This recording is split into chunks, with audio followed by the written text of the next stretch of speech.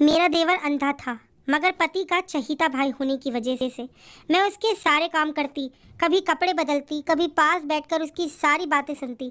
वो भाभी भाभी कर कर मेरे और करीब हो जाता। लेकिन एक रात उसके कपड़े बदलने लगी तो मेरे होश उड़ गए।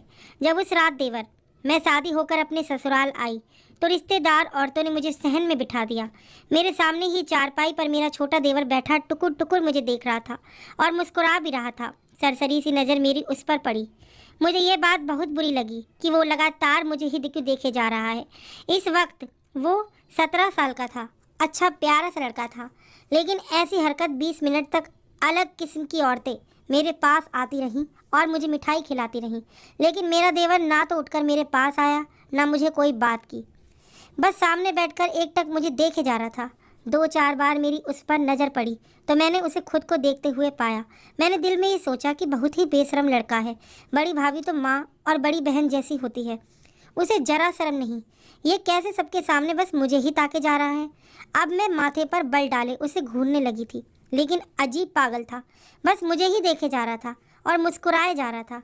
मुझे उसकी यूं मुस्कुराने पर गुस्सा आने लगा था। बहरहाल रस्म खत्म हुई और मैं अपने कमरे में आ गई। मेरा मूड बहुत ख़राब हो चुका था।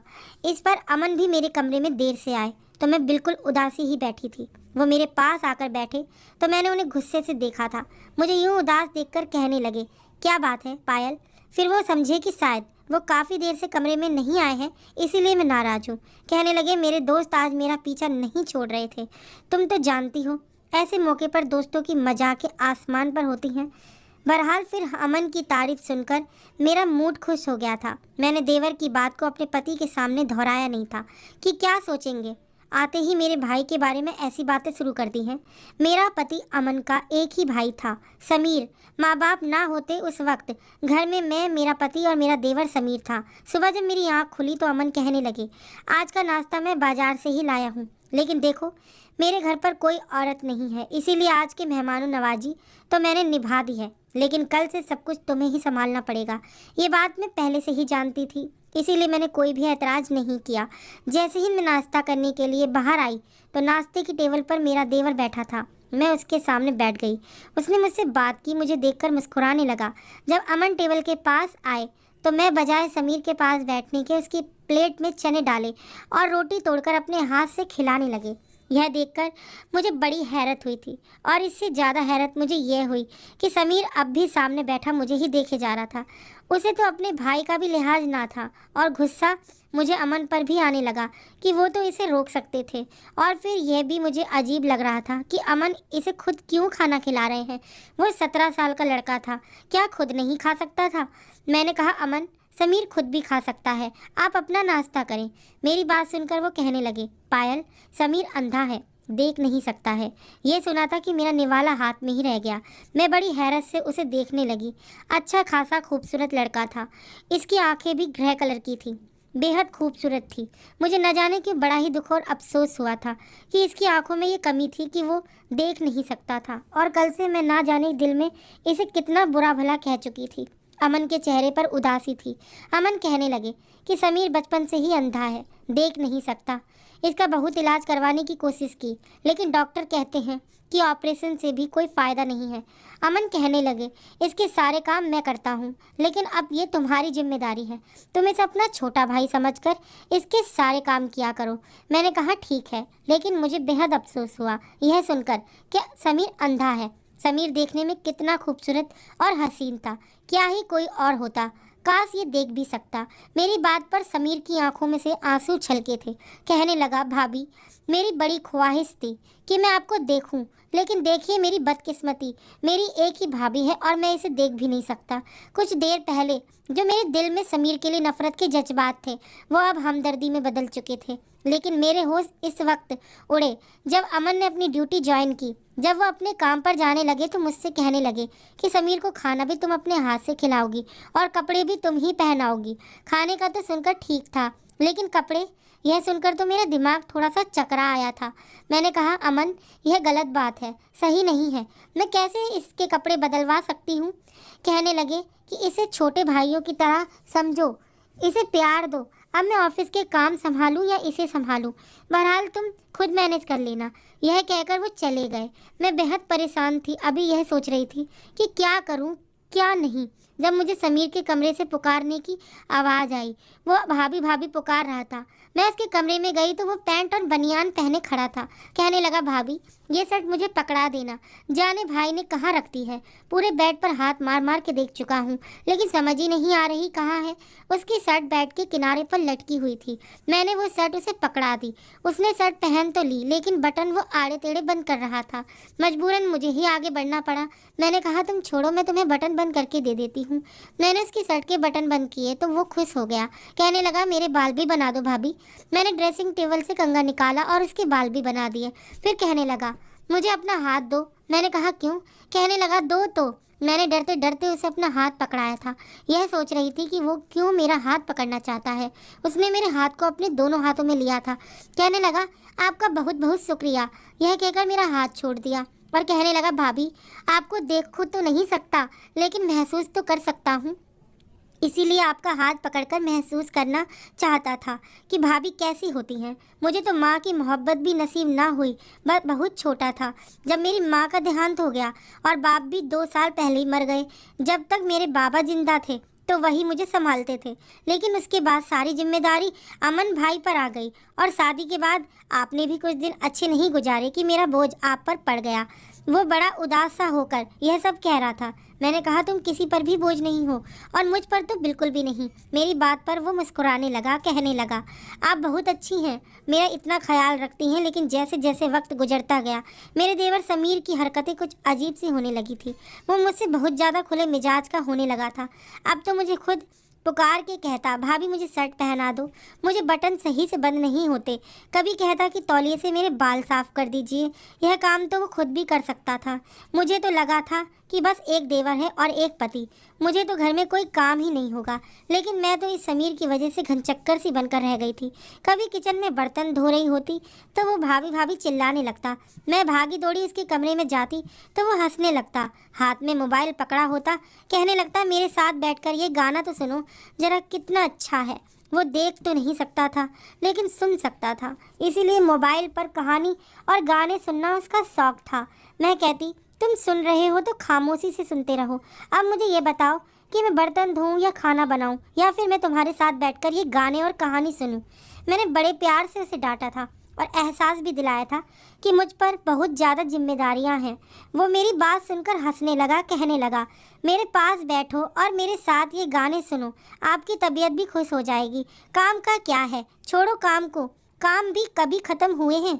मैं उसके बराबर में बैठ गई। मैंने कहा, अच्छा चलो ये बताओ, अब तुम्हें भूख लगेगी तो क्या खाओगे? वो हंसने लगा। कहने लगा, आपका सिर खाऊंगा। मैं उठकर खड़ी हो गई। मैंने कहा, खबरदार जब तुमने मुझे आवाज़ दी, समझे ना? बस मुझे काम के वक्त ही बुलाया करो। मुझे अभी खाना बनाना है। अमन मुझे बिरयानी का कहकर गए हैं। अब तुम्हें भी तो बिरयानी पसंद है ना? और तुम्हें क्या पता कितना वक्त लग जाता है बिरयानी बनाने में।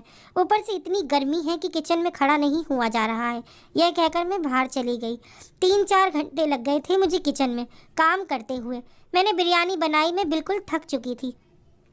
बाहर आई तो घर गंदा पड़ा था।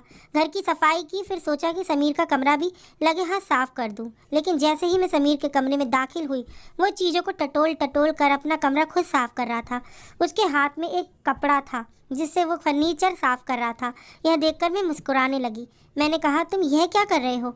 मैं कर देता हूँ। मैंने उसके हाथ से कपड़ा छीना तो वो कहने लगा, नहीं आप थक जाएंगी। मुझे बहुत बुरा लग रहा है कि सारे काम भाई ने आपके सर पर डाल दिए हैं। भाभी ऐसा करें कि मुझे बता दिया करें, छोटे मोटे काम जो मैं कर सकता हूँ मैं कर लिया करूँगा। वो बड़ी उदासी से और फिक्रमंदी से कह रहा था। मैंने कहा, कुछ भी करने की ज़रूरत नहीं है, तुम बैठे रहो। मैंने उसका हाथ पकड़ा और उसे पकड़कर बेड पर बिठा दिया और मोबाइल उसके हाथ में थमा दिया। मैंने कहा, तुम बस वीडियो सुना करो। मैं उसे एक वीडियो लगा दी जिसमें अच्छी कहानी थी, लेकिन उसमें तो मोबाइल के साथ साथ मेरा हाथ भी पकड़ लिया और मुझे अपने पास बैठा लिया। कहने लगा, यहाँ बैठो, आप बहुत कर लिया आपने काम, अब आप कुछ नहीं करोगी। उसने मेरा हाथ बड़ी मजबूती से पकड़ा था। मैंने कहा, समीर ये क्या हरकत है? मेरा हाथ छोड़ो। शाम हो गई है और मुझे चाय भी बनानी है। तुम बताओ चाय के साथ क्या खाओगे? तुम्हारे लिए कुछ चिप्स तल दूँ? कहने लगा कुछ नहीं खाना मुझे, आप मुझे भी अपने साथ किचन में लेकर जाएं, बस मुझे बताएं कि चाय कैसे बनाते हैं। मैंने कहा तुम मेरी फिक्र छोड़ दो। यह कहकर मैंने अपना हाथ उसके हाथ से छुड़ाया और किचन में आ गई, उसके लिए चाय बनाने और चिप्स तले। फिर उसको चाय दी। चिप्स खाते हुए लगातार मेरी तारीफ कर रहा था। फिर एक दिन वो हुआ कि मेरे होश उड़ गए। मुझे सुबह से ही बुखार था, लेकिन अमन को मेरी कोई परवाह ना थी। बस मुझे बुखार की दवा देकर चले गए। कहने लगे कि देखो तुम बीमार मत पड़ा करो, मेरा सारा घर उल्टा पड़ जाता है, फटाफट से बुखार की गोली खा लेना और खाना घर पर ही बनाना। दोपहर को भी मुझे ऑफिस का बचा खाना खाना पड़ता है और घर में आकर मैं बाजार का खाना तो बिल्कुल नहीं खा सकता। उनके सामने तो मैंने कहा कि चलो ठीक है मैं कर दूंगी, लेकिन बुखार की दवा खाने के बावजूद मेरा बुखार कम नहीं हो रहा था। शायद मेरे गले में इन्फेक्शन हो गया था, गले में भी बहुत दर्द था और मेरा बुखार कम होने की बजाय बढ़ने लगा। मैं अपने कमरे में भी बेसुध लेटी हुई थी जब कमरे पर दस्तक हुई और फिर दरवाज़ा खुला। समीर मेरे सामने खड़ा था। मैंने बहुत मुश्किल से अपनी आंखें खोलकर उसे देखा था। वह अपनी सटिक की मदद से चलता हुआ मेरे पास आया। भाभी आपको क्या हुआ है? आपने अभी तक मेरा नाश्ता भी नहीं बनाया। मुझे बहुत तेज़ भूख लगी है। मैंने कहा मेरी तबीयत ठीक नहीं है, मुझे बुखार है। यह सुनकर वो परेशान हो गया। मैंने कहा मुझसे बिल्कुल बैठा नहीं जा रहा है, मैं कैसे नाश्ता बनाऊंगी? वो कहने लगा क्या आपने भी नाश्ता नहीं किया? मैंने कहा कि नहीं, मेरी हिम्मत नहीं है कि मैं उठकर नाश्ता बना सकूं। ऐसा करो तुम अमन को फ़ोन कर दो, उसे कह दो ये जल्दी घर पर आ जाए, मुझसे कुछ भी नहीं हो रहा। मेरी बात सुनकर कमरे से बाहर चला गया। कुछ ही देर बाद उसकी चीखने चिल्लाने की आवाज़ आने लगी। वो सुनकर मैं एकदम बेड से उतर कर बैठी थी। अपने बुखार को भूलकर मैं जल्दी से कमरे से बाहर आई, देखने की आवाज़ किसकी है। किचन से आ रही थी। अब मैं किचन में आई तो मेरे होश उड़ के रह गए थे। उसके कपड़ों पर आग लगी हुई थी। मैंने फटाफट से रस्सी पर टंगी तौलिए को उतारा और फटाफट से समीर की शर्ट पर लगी आग को बुझाने लगी, लेकिन उस वक्त तक उसका पेट और बाजू जल चुका था। वो चिल्लाए जा रहा था। मैंने कहा तुम क्या करने गए थे? किचन में। कहने लगा मैं आपके लिए चाय बनाने गया था। वो तड़पे जा रहा था। कहने लगा मुझे क्या पता था कि आग लग जाएगी। मैंने जल्दी से अमन को फ़ोन किया। समीर तो यूँ तड़प रहा था कि जैसे उसे तकलीफ़ बर्दाश्त नहीं हो रही हो। उसके पेट और बाजू जल गया था, वो तड़पे जा रहा था। अमन को जब पता चला तो वो भी थोड़ी देर बाद घर आए थे। समीर का पेट और बाजू काफ़ी हद तक जल चुका था और वो रो रहा था। अमन उसे डॉक्टर के पास ले गए। मैं घर पर ही थी और बेहद परेशान थी कि जब मुझे अमन का फ़ोन आया। मैंने फ़ौरन से फ़ोन उठाया कि समीर कैसा है? वो कहने लगे इसका पेट और बाजू इतना जख्मी हुआ है, मैंने तुम्हें कहा भी था कि इसका ख्याल रखा करो। यह कहकर अमन रोने लगा। कहने लगा मुझे बहुत फिक्र रहती है इसकी, इससे तकलीफ़ बर्दाश्त नहीं हो रही है। वो बुरी तरह से चिल्लाए जा रहा है। मैंने कहा मुझे बुखार था, मुझे क्या मालूम कि वो कब किचन में चला गया। आंसू तो मेरे भी बह रहे थे। अमन कहने लगा कि मैं अस्पताल में ही रहूँगा, तो मेरा इंतज़ार मत करना। मैंने कहा ठीक है। मुझे लगा कि सुबह तक समीर को राहत मिल जाएगी, वो ठीक हो जाएगा, फिर घर आ जाएगा, मैं उसका बहुत ख्याल रखूँगी। लेकिन जो खबर मुझे सुबह सुनने को मिली, मेरे होश उड़ के रह गए। अमन ने कहा कि समीर हम लोगों के बीच नहीं रहा। यह सुना था कि मैं रोने लगी। मैंने कहा अमन नहीं, आप ये क्या कह रहे हैं? इसको बस जरा सी आग तो लगी थी, इसे कैसे कुछ हो सकता है? वो कैसे मर सकता है? मैं रोए जा रही थी। रो तो अमन भी रहे थे। कहने लगे आग इसके दिल तक पहुंच चुकी थी। बहुत कोशिश की डॉक्टर ने, लेकिन इससे तकलीफ सही नहीं जा रही थी। पूरी रात मेरा भाई दर्द से तड़पता रहा था। मेरा हाथ पकड़े ही कहता रहा, भाई मैं मरना नहीं चाहता, मुझे जीना है, मुझे बचा लो। अभी तो बहन जैसी भाभी मिली है मुझे, लेकिन वो जा चुका था। यह सदमा दोनों मियाँ बीवी के लिए ही बहुत बड़ा था। मुझे अक्सर घर में समीर की भाभी भाभी पुकारने की आवाज़ आती थी। मैं भागकर जब उसके कमरे में जाती तो खाली कमरा देखकर मैं फूट फूट कर रोने लगती। कभी मुझे लगता कि वो हंस रहा है, कह रहा है भाभी छोड़ो सारे काम, मेरे पास आकर बैठो, मैं आपको गाने सुनाता हूँ। चंद महीने बाद मैं उम्मीद से हुई थी। अमन मेरा बहुत ज़्यादा ख्याल रखने लगे थे, लेकिन ये पूरा वक्त भी मैंने समीर की याद में रोते ही गुजारा था। वो बहुत ही अच्छा इंसान था और मुझे बहुत एहसास कराता था। मैं खुद सोच रही थी काश मैं उठ जाती, नाश्ता बना लेती, पर जो किस्मत में होता है उसे कौन रोक सकता है। और फिर मेरा घर बेटा पैदा हुआ था। अमन बहुत ठीक रहने लगे थे। अमन ने कहा नाम तुम अपनी मर्जी का रखो। मैंने कहा मुझे इसका नाम समीर रखना है। मेरी बात सुनकर अमन की आंखें भी भर आ गई थी। मैंने उस बच्चे को सीने से लगा लिया। मैंने कहा ऊपर वाले ने हमें दूसरा समीर दे दिया है, यही अब हमारे गमों को भरेगा और समीर की याद पूरी करेगा। धन्यवाद।